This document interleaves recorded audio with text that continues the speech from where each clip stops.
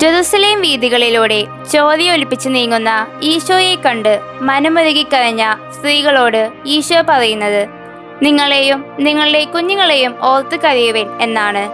ഇത് കേവലം ഒരു ശാസനയല്ല, മറിച്ച് ആഴമേറിയ ഒരു സ്നേഹ സന്ദേശമാണ്. പലപ്പോഴും മറ്റുള്ളവരുടെ കഷ്ടപ്പാടുകൾ കാണുമ്പോൾ നമ്മളിൽ താൽക്കാലികമായ ഒരു വിഷമം ഉണ്ടാകാറുണ്ട്. എന്നാൽ ആ സങ്കടം നമ്മുടെ ജീവിതത്തെ മാറ്റാൻ സഹായിക്കുന്നുണ്ടോ എന്ന് നാം ചിന്തിക്കണം. ഈശോ ആഗ്രഹിക്കുന്നത് വെറും കണ്ണീരല്ല, മറിച്ച് പാപ സാഹചര്യങ്ങളിൽ നിന്നുള്ള പിന്മാറ്റമാണ്. നമ്മുടെ പാപങ്ങളാണ് അവിടുത്തെ കുരിശിലേറ്റിയതെന്ന് തിരിച്ചറിയുമ്പോൾ മാത്രമേ ആ കണ്ണീരിന് അർത്ഥമുണ്ടാകൂ.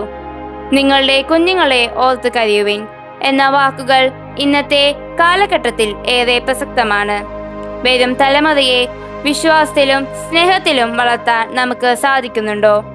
നമ്മുടെ മക്കൾക്കായി കണ്ണീരോടെ പ്രാർത്ഥിക്കാനും അവരെ നേർവഴിക്ക് നടത്താനും ഓരോ മാതാപിതാക്കൾക്കും കടമയുണ്ടെന്ന് ഈശോ നമ്മെ ഓർമ്മിപ്പിക്കുന്നു.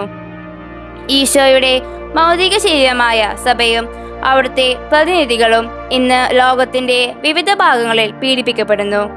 ഈ വേദനകളിൽ പങ്കുചേരുക എന്നത് അവിടുത്തെ ആശ്വസിപ്പിക്കുന്നതിന് തുല്യമാണ്. മറ്റുള്ളവരെ സങ്കടങ്ങളിൽ ഓടിയെത്താനും നിസ്സഹായർക്ക് താങ്ങാകാനും സാധിക്കുമ്പോൾ നാം ഈശോയുടെ മുറിവുകളിൽ സ്നേഹത്തിന്റെ തൈലം പൂശുകയാണ് ചെയ്യുന്നത്. കർത്താവേ, എന്റെ കണ്ണുനീർ വെറും വികാരപ്രകടനമാകാതെ എന്റെ ജീവിതത്തെ വിശദീകരിക്കാനുള്ള അനുതാപമായി മാറട്ടെ.